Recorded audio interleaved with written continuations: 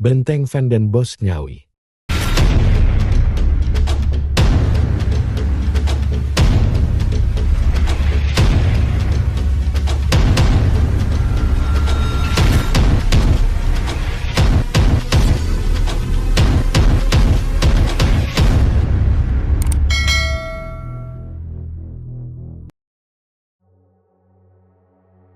Kali ini kita ke Jawa Timur, tepatnya di kota Ngawi.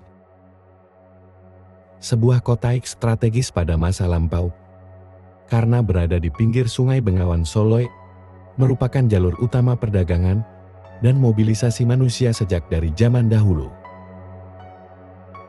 Perang Diponegoro atau Perang Jawa tahun 1825 sampai tahun 1830 membawa dampak kerugian ekonomi cukup besar bagi Belanda. Saat itu bercokol di Nusantara, pendudukan daerah Ngawi oleh Belanda dilakukan pada tahun 1825 dilakukan untuk mengusai perdagangan. Untuk itu dibangunlah sebuah benteng, selesai dibangun pada tahun 1845 oleh Johannes van den Bosch. Seperti pada benteng pada umumnya, biasanya dikelilingi oleh sebuah jagan yang merupakan benteng pertahanan dari benteng yang bersangkutan. Dan kita lihat di Van den Bosch ini sungainya atau jagannya lumayan gede, lumayan besar, dan dulunya mestinya tersambung ke sini dan ada jembatannya juga.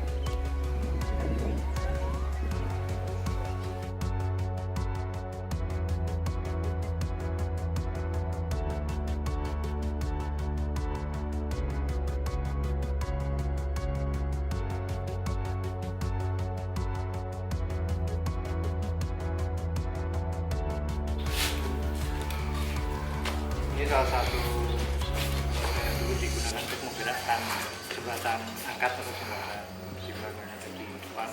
Dulu bisa terangkat dan bisa tertutup ke belakang.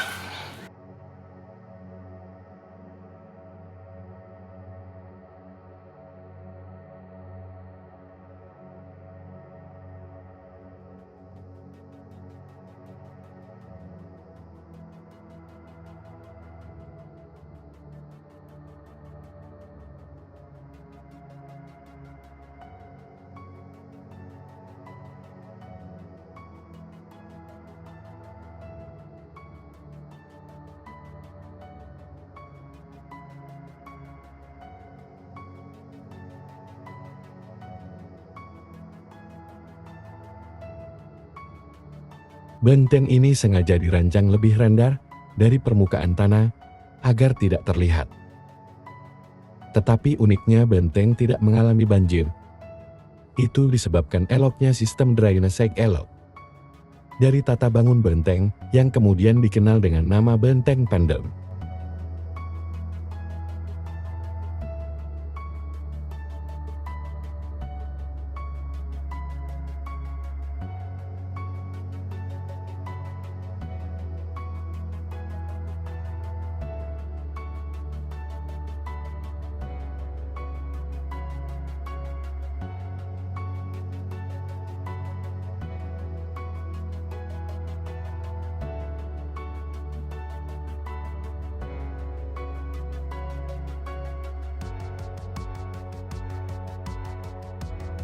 Sumur-sumur yang ada di Van den Bosch ini kebanyakan sudah ditutup dengan tanah, tapi sumur-sumur ini menyimpan cerita yang begitu memilukan karena konon ada salah satu sumur yang dipakai untuk melempar para tawanan yang dinyalakan besar.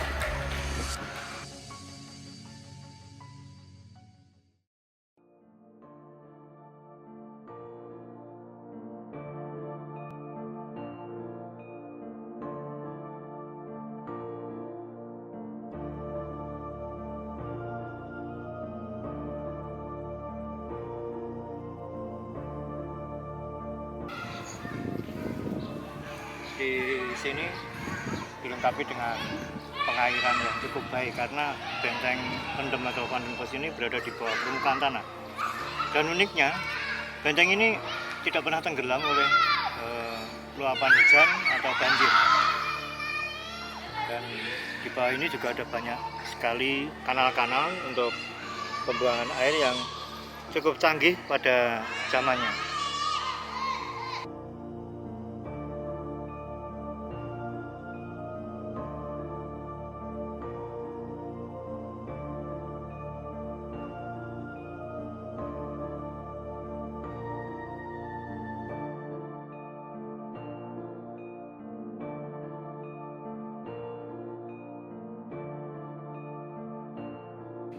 Port Pandenbos ini memiliki keunikan ya. Di Semarang ada Lawang Sewu yang merupakan pencerminan dari istilah begitu banyaknya pintu dan jendela yang ada di sana. Tapi di sini lebih banyak jumlah pintu dan jendela dibanding dengan Lawang Sewu yang ada di Semarang, karena di Lawang Sewu hanya terdapat sekitar 400 sekian dan di sini ada 500 sekian, jadi selisihnya banyak banget. Jadi ini dulu juga ada bangunan seperti itu, ini juga rubuh, dan itu setiap sisi ini juga dulunya ada banyak sekali jendela dan juga pintu. Jadi ini merupakan benteng yang cukup banyak dipenuhi dengan pintu dan juga jendela.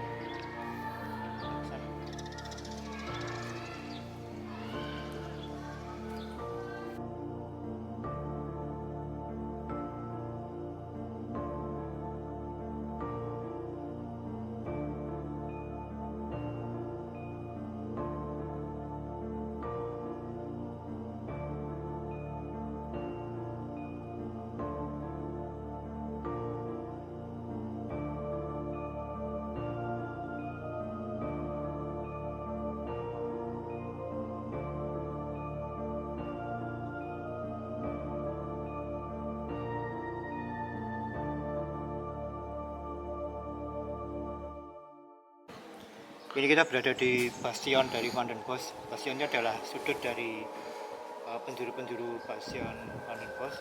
Dan uniknya di sini, selain di sana juga untuk penjagaan, di bagian bawah bastion ini juga dipakai untuk penjara.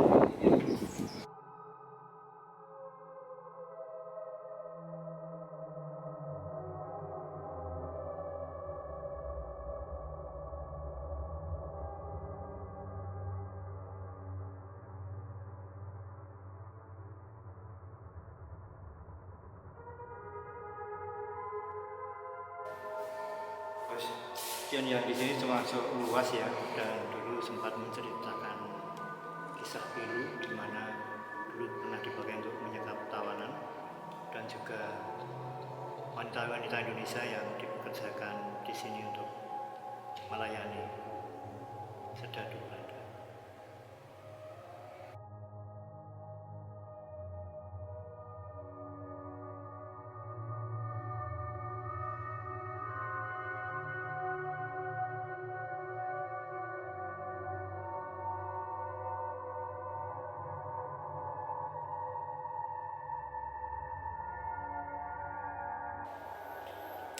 Memanfaatkan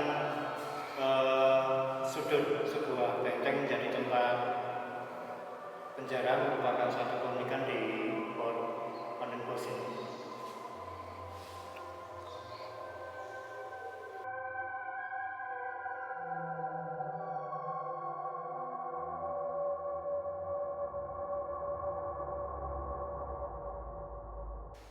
Kita lihat besi-besi itu dulu kemungkinan dipakai untuk tempat rantai, untuk merantai tangan dari para tahanan yang ada di sini. Dulu ini sesak banget, dan tidak ada jendela yang berupa terbuka gitu, dan di sana cuma ada tralis-tralis gitu.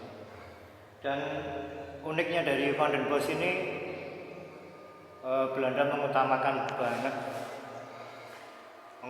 banget sistem pengairan yang ada di sini. Jadi walaupun tempatnya sangat rendah, tapi tempat ini tidak tenggelam oleh air hujan atau bahkan luapan sungai dari Bengawan.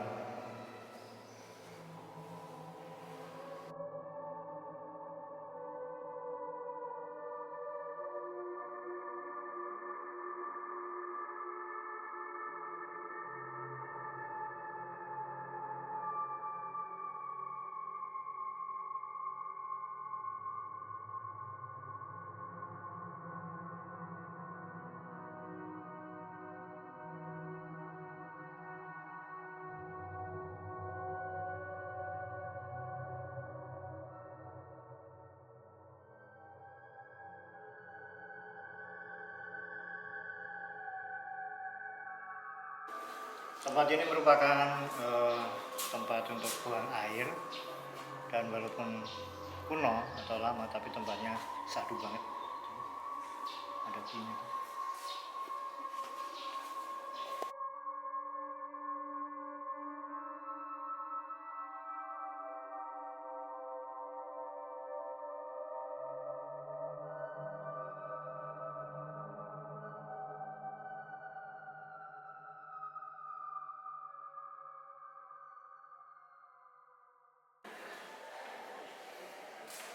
Dan ini bacanya posisinya gini loh, menghabiskan lebih banyak kalau gini. Ya, masanya kok orang ini loh. Lurus. Ini kan menghabiskan.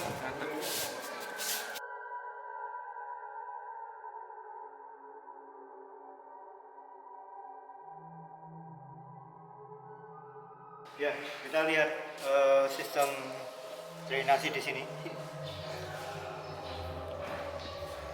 Ini akan ada air. Ini bisa masuk ke sini. Dan kita lihat di sana. Pembuangan airnya cukup dipikirkan masak-masak. Situ ke sungai. Iya.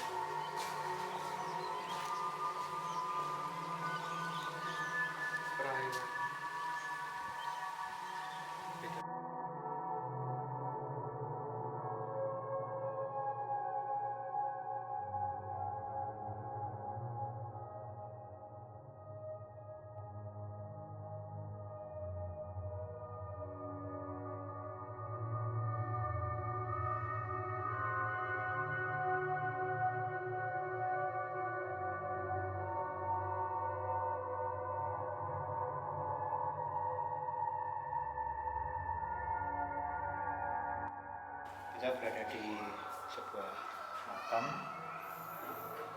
yang merupakan makam dari pengikut Pangeran Diponegoro, yaitu Kiai Haji Muhammad Nur Salim. Dulu konon beliau memulai suatu kesaktian yang membuat beliau sulit sekali untuk terbunuh, dan dengan segala upaya konon beliau dikubur secara hidup-hidup di tempat ini.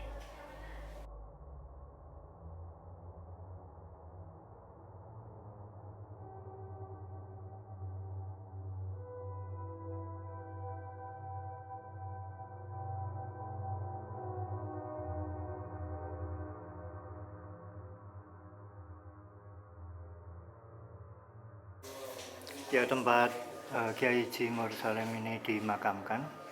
Ini tempatnya kelihatannya kecil sekali, dan sepertinya Belanda ingin menutupi jejak beliau dengan dimakamkan di tempat yang sangat sempit di antara dua bangunan.